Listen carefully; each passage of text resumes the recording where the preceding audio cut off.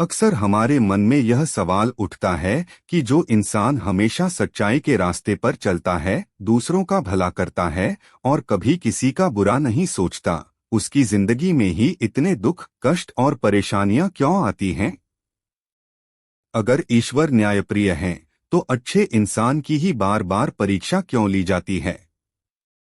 इसका उत्तर बहुत गहरा है। यह सजा नहीं, बल्कि एक परीक्षा है। भगवान पुण्य आत्माओं को दंड देने के लिए कष्ट नहीं देते, बल्कि उन्हें परखते हैं।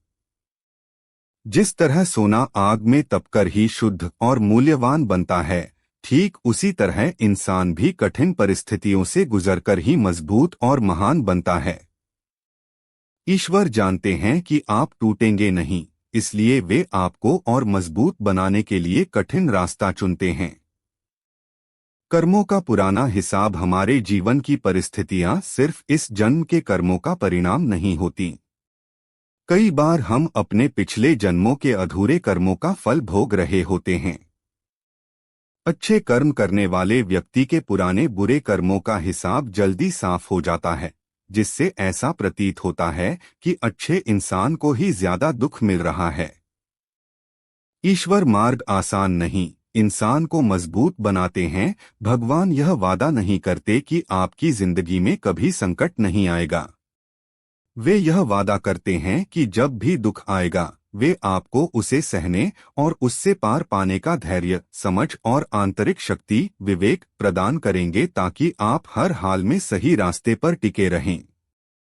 भगवान अपने प्रियजनों को अधिक परखते हैं। इतिहास गवाह है कि जो भगवान के जितने करीब रहा, उसने उतना ही बड़ा संघर्ष किया। महाभारत में भगवान श्री कृष्ण के सबसे प्रिय पांडवों को वनवास और अपमान झेलना पड़ा।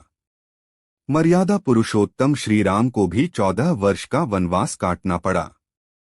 इसका अर्थ यह नहीं था कि ईश्वर उनसे नाराज थे, बल्कि वे उन्हें समाज के लिए एक महान आदर्श बनाना चाहते थे।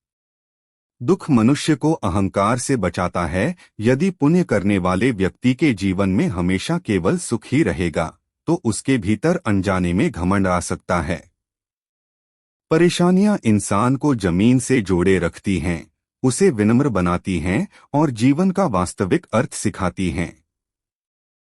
हमेशा याद रखिए कि भगवान के घर देर है, अंधेर नहीं।